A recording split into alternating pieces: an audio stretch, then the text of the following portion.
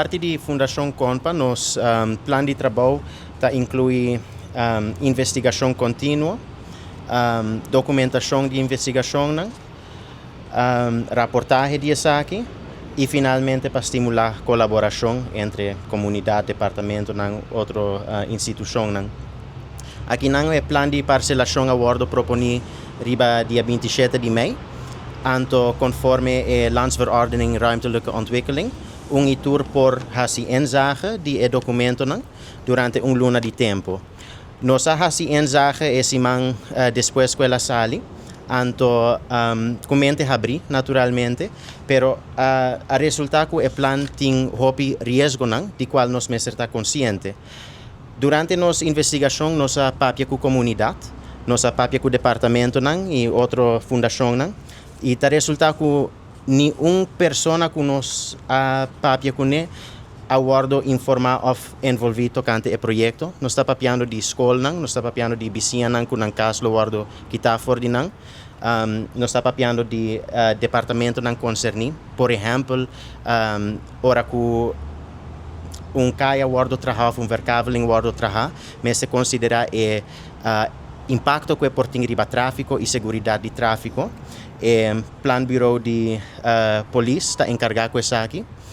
Plan Bureau de Polícia não a bordo informar of envolvido tocante verkavelingsplan que está assim grande.